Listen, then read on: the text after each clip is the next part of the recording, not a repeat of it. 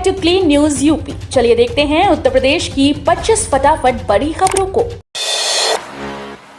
UP के जिले में अब मॉडल शॉप पर मिलेगा राशन, शासन ने जारी किया बजट। यूपी के जिले में राशन वितरण व्यवस्था में बड़ा बदलाव होने जा रहा है। शासन ने 31 मॉडल शॉप बनाने का रास्ता साफ कर दिया है। इसके लिए क्षेत्र पंचायतों को नोडल संस्था बनाकर 1,29,17,200 रुपए की धनराशि मंजूर की गई है। इन दुकानों पर सिर्फ गेहूं चावल ही नहीं बल्कि सभी दैनिक आवश्यक वस्तुएं मिलेंगी। अन्नपूर्णा योजना के तहत मॉडल शॉप की व्यवस्था पिछले 2 सालों से कागजों में थी, पर अब जमीन पर होगी। यूपी में निवेश का गोल्डन टाइम, सीएम योगी बोले ट्रेंड के मुताबिक तैयार करें मैन पावर। राजधानी लखनऊ में मुख्यमंत्री योगी आदित्यनाथ ने यमुना एक्सप्रेसवे औद्योगिक विकास प्राधिकरण क्षेत्र में औद्योगिक इकाइयों और मेडिकल कॉलेज की स्थापना के लिए भूमि आवंटन पत्र सौंपे। इंडिया चिप, एसेंट सर्किट और अंबर इंटरप्राइजेज जैसी कंपनियों को उद्योग के लिए जमीन दी गई, जबकि बौद्धि सत्व चैरिटेबल ट्रस्ट को मेडिकल कॉलेज के लिए भूमि आवंटित हुई। सीएम ने कहा कि उत्तर प्रदेश में निवेश का ये स्वर्णिम काल है। कानपुर में गंगा रिवर फ्रंट का युग शुरू, पहले चरण में 5 करोड़ से निर्माण कार्य की तैयारी। कानपुर में वर्षों से प्रस्तावित गंगा रिवर फ्रंट प्रोजेक्ट अब धरातल पर उतरने जा रहा है। अटल घाट से शुक्लागंज पुल तक बनने वाले इस रिवर फ्रंट के लिए केडीए ने पहले चरण में 5 करोड़ रुपए से काम शुरू करने की तैयारी कर ली है। 27 जनवरी को टेंडर जारी किए जाएंगे। ये प्रोजेक्ट पटना की तर्ज पर विकसित होगा, जिससे पर्यटन को बढ़ावा मिलेगा और शहर को नया सार्वजनिक स्थल मिलेगा। करीब 11.5 किलोमीटर लंबे रिवर फ्रंट से ट्रैफिक की समस्या कम होगी। गाजियाबाद लखनऊ रेलखंड होगा 4 लेन, सर्वे पूरा, हरदोई वाया ट्रैक से सफर होगा तेज। गाजियाबाद से लखनऊ के बीच रेल यात्रियों को बड़ी राहत की खबर है। इस पूरे रेलखंड को 4 लेन ट्रैक में बदलने के लिए कराया गया सर्वे पूरा हो चुका है।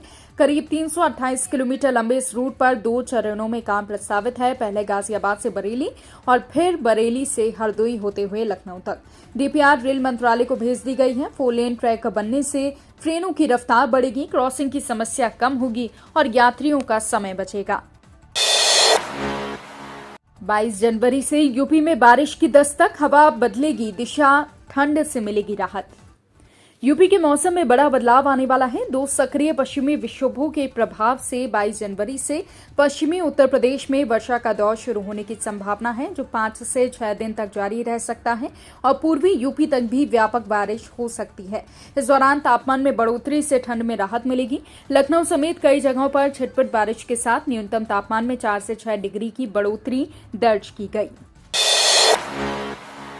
अखिलेश यादव का आरोप, भाजपा नेता अपराधियों और भ्रष्टाचारियों से मिलते हैं। सपा अध्यक्ष और पूर्व मुख्यमंत्री अखिलेश यादव ने उत्तर प्रदेश में भ्रष्टाचार और अपराध को लेकर गंभीर आरोप लगाए हैं। उनका कहना है कि प्रदेश में हत्या, लूट, चोरी, डकैती और बलात्कार जैसी घटनाएं रोजाना हो रही हैं। हर विभाग में लूट खसोट मची हुई है और भाजपा सरकार अपराध और भ्रष्टाचार को रोकने में पूरी तरह विफल है। उन्होंने कहा कि सरकार का जीरो टॉलरेंस का दावा भी सिर्फ शब्दों तक सीमित है।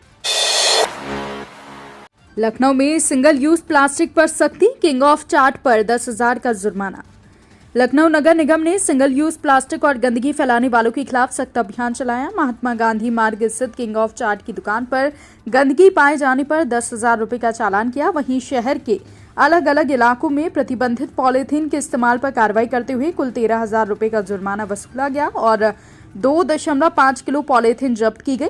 नगर निगम ने दुकानदारों को चेतावनी दी कि दोबारा उल्लंघन पर कड़ी कार्रवाई होगी।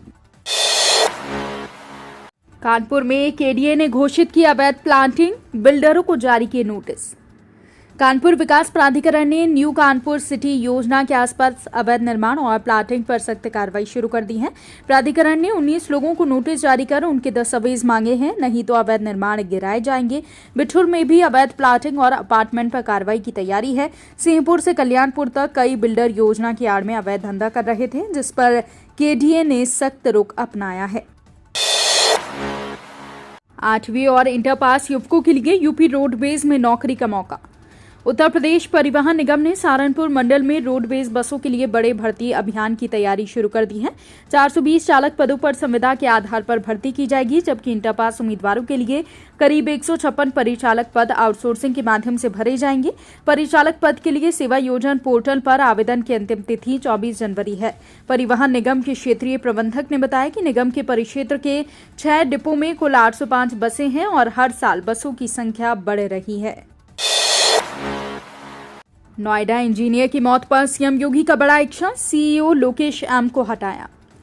नोएडा में सॉफ्टवेयर इंजीनियर युवराज मेहता की मौत के बाद मुख्यमंत्री योगी आदित्यनाथ ने सख्त कदम उठाया है। इस मामले में नोएडा के सीईओ लोकेश एम को हटा दिया गया है। साथ ही सीएम के निर्देश पर 3 सदस्यीय एसआईटी जांच के आदेश दिए गए हैं। सीटी ने 5 दिनों के अंदर रिपोर्ट पेश करने का निर्देश दिया है। मामला सेक्टर 150 का है, जहां युवराज की गाड़ी पानी से भरे गड्ढे में गिर गई थी।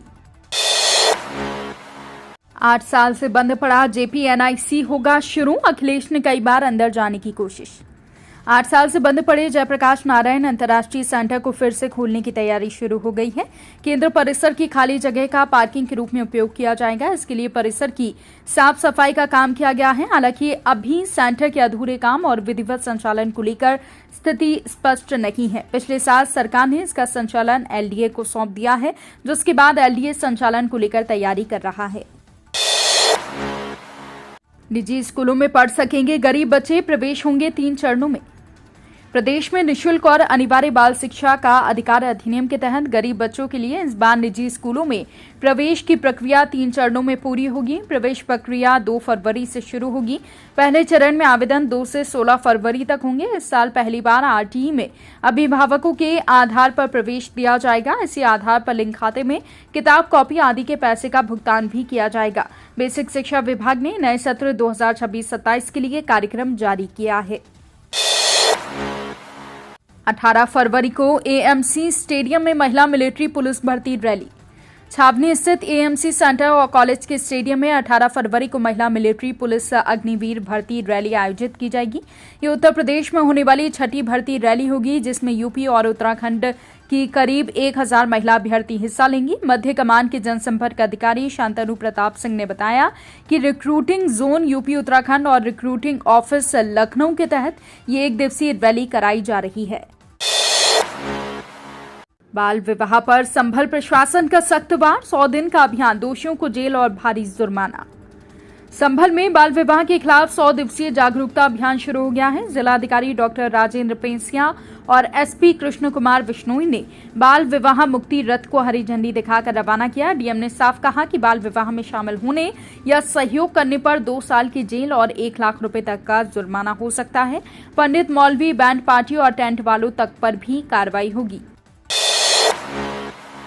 सहारनपुर में युवा उद्यमी योजना की धीमी रफ्तार, डीएम सख्त, बैंकों को लोन बांटने की तेजी के निर्देश दिए। सहारनपुर में मुख्यमंत्री युवा उद्यमी विकास अभियान योजना लक्ष्य से पीछे चल रही है। जिलाधिकारी मनीष बंसल ने कलेक्ट्रेट में समीक्षा बैठक में बैंकों की धीमी कार्यप्रणाली पर नाराजगी जताई और ऋण स्वीकृति व वितरण में तेजी लाने के निर्देश दिए। जिले का लक्ष्य 3000 लाभार्थी हैं, लेकिन अब तक सिर्फ 1851 युवाओं को ही ऋण मिला है। डीएम के हस्तक्षेप से बैठक में ही 68 मामलों में ऋण स्वीकृत और 32 में वितरण किया गया। कानपुर के ईएसआई मरीजों को बड़ी सौगात, पांडुनगर अस्पताल को सुपर स्पेशलिटी बनाने की पहल। कानपुर के पांडुनगर स्थित ईएसआई अस्पताल को सुपर स्पेशलिटी अस्पताल में बदलने की मांग तेज हो गई है। गोविंद नगर विधायक सुरेंद्र मैथानी ने श्रम मंत्री अनिल राजभर को मांग पत्र सौंपा है। उन्होंने बताया कि 312 बेड स्वीकृत होने के बावजूद अस्पताल अभी केवल 100 बेड पर संचालित हो रहा है। कई सुविधाएं अस्थायी व्यवस्था में चल रही हैं। अब डेंटल कॉलेज की जगह सुपर स्पेशलिटी अस्पताल बनाने का प्रस्ताव है। यदि योजना साकार हुई तो लाखों श्रमिकों और उनके परिवारों को बेहतर इलाज मिल सके। फर्जी फर्म असली पीड़ित, आधार पैन के दुरुपयोग से गार्ड बना करोड़ों का टैक्स आरोपी। कानपुर में पहचान की चोरी ने एक साधारण गार्ड की जिंदगी बिखेर दी। नौबस्ता के ओमजी शुक्ला को सीजीएसटी दिल्ली से करोड़ों के टर्नओवर और टैक्स बकाये का नोटिस मिला, जबकि उन्होंने कभी कोई फर्म नहीं चलाई। आधार और पैन का फर्जी इस्तेमाल कर उनके नाम का कारोबार दिखा दिया गया। नोटिस के बाद उनकी नौकरी चली गई, चाय की दुकान बंद हो गई, राशन कार्ड भी निरस्त हो गया।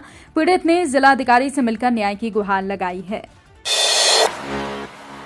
धीरेन्द्र शास्त्री का भावुक बयान, 20 रुपए की चप्पल नहीं थी, 3 दिन भूखा रहा परिवार। बांदा में हनुमंत कथा के चौथे दिन पंडित धीरेन्द्र शास्त्री ने मंच से अपनी जिंदगी का संघर्ष साझा किया। उन्होंने बताया कि एक समय ऐसा भी था जब उनके घर में 3 दिन तक चूल्हा नहीं जलता था और 20 रुपए की चप्पल खरीदने की हैसियत नहीं थी। उनकी मां फटी साड़ी सिलकर पहनती थी, पिता टूटी साइकिल से सफर करते थे। उन्होंने कहा कि हनुमान जी की कृपा से जीवन बदला और आज कथा में उमड़ी भीड़ उसी आस्था का सबूत है। मुनाफे का झांसा, करोड़ों की ठगी, सोशल मीडिया दोस्ती बन गई साइबर जाल। लखनऊ में साइबर ठगों ने ट्रेंडिंग के नाम पर 3 लोगों से 1 करोड़ 74 लाख रुपए की ठगी कर ली। जालसाजों ने सोशल मीडिया के जरिए पहले दोस्ती की, फिर मोटे मुनाफे का लालच देकर क्रिप्टो और ट्रेडिंग में निवेश करवाया। एक मामले में फेसबुक पर महिला ने 70 साल के रिटायर्ड अफसर को फंसाया, 4 महीने तक पैसे ऐंठती रही। वहीं दूसरी पीड़ित से फर्जी लिंक भेजकर 80 लाख रुपए ट्रांसफर कराए गए। यूपी में डीएम की जांच में अंग्रेजी नहीं पढ़ पाए स्कूल के बच्चे, 5 शिक्षकों का वेतन रोकने के निर्देश। यूपी में डीएम आलोक कुमार ने सांधा ब्लॉक के अठलोहिया गांव के पीएम श्री विद्यालय और मेहंदावल ब्लॉक के नवनिर्मित राजकीय इंटर कॉलेज का निरीक्षण किया। निरीक्षण के दौरान अठलोहिया के बच्चों को अंग्रेजी पढ़ने में परेशानी हुई, जिससे डीएम ने वहां के सभी शिक्षकों को वेतन रोकने के निर्देश दिए। साफ सफाई की स्थिति ठीक न होने पर संबंधित सफाई कर्मी का वेतन भी बाधित किया गया। गोंडा में 16 उप निरीक्षकों के तबादले, एसपी ने जारी किया त्वरित आदेश। गोंडा जिले में पुलिस अधीक्षक विनीत जायसवाल ने 16 उप निरीक्षकों के कार्यक्षेत्र में बदलाव किया है। सभी अधिकारियों को नए तैनाती स्थल पर तत्काल कार्यभार संभालने का आदेश मिला है। इसमें शिव कुमार यादव को थाना वजीरगंज से हथियाघर चौकी प्रभारी, रुद्रावती राज को महिला थाना से पुलिस लाइन और तेज नारायण गुप्ता को उमरी बेगमगंज से कोतवाली देहात भेजा गया है। इसके साथ ही अखिलेश सिंह को न्यायालय संबंध सेल में और इब्रार अहमद को नवाबगंज में तैनात किया गया है। यूपी की इस नगर पालिका को लोहिया नगर के नाम से जाना जाएगा। अंबेडकर नगर के अकबरपुर नगर पालिका बोर्ड की बैठक में कई महत्वपूर्ण फैसले लिए गए। नगर के प्रमुख चौराहों के नाम अब पंडित अटल बिहारी वाजपेयी और पंडित दीनदयाल उपाध्याय के नाम पर रखे जाएंगे। इसके साथ ही अकबरपुर नगर को अब लोहिया नगर के नाम से जाना जाएगा। बोर्ड ने नगर के सभी 25 वार्डों में मिल्क पार्लर खोलने का प्रस्ताव भी पारित किया। राहुल गांधी को मानहानि केस में आखिरी मौका, 20 फरवरी को कोर्ट में पेश होने का आदेश। एमपी एमएलए न्यायालय ने कांग्रेस नेता और रायबरेली सांसद राहुल गांधी को मानहानि के एक मामले में अंतिम अवसर दिया है। अदालत ने उन्हें 20 फरवरी को व्यक्तिगत रूप से उपस्थित होकर अपना बयान दर्ज कराने का आदेश दिया है। इस मामले में सोमवार को सुनवाई हुई, जिसमें पिछली पेशी पर गवाह रामचंद्र दुबे का बयान दर्ज किया गया था। इसके बाद पक्ष के अधिवक्ताओं ने जिरह की। अब अदालत ने राहुल गांधी को अंतिम मौका दिया है। नव अयोध्या में गुजरात, महाराष्ट्र और उत्तराखंड को राज्य भवन के लिए 5-5 एकड़ जमीन।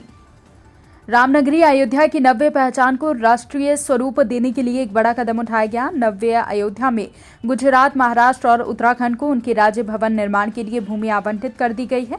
तीनों राज्यों को विधिवत जमीन का कब्जा सौंप दिया गया है और आवंटित भूभाग की बाउंड्री भी कराई जा रही है। नव्य अयोध्या में विभिन्न राज्यों के लिए राज्य भवन के लिए जमीन आरक्षित की गई है। इसी क्रम में गुजरात, महाराष्ट्र और उत्तराखंड को 5-5 एकड़ जमीन दी गई है।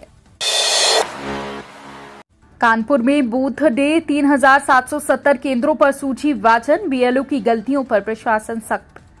भारत निर्वाचन आयोग के निर्देश पर एसआईआर विशेष मतदाता सूची पुनरीक्षण अभियान के तहत कानपुर में शनिवार को बूथ डे का आयोजन किया गया। जिले के सभी 3770 मतदान केंद्रों पर प्रकाशित मतदाता सूची का सार्वजनिक वाचन कराया गया, ताकि किसी भी पात्र नागरिक का नाम सूची से छूट न जाए।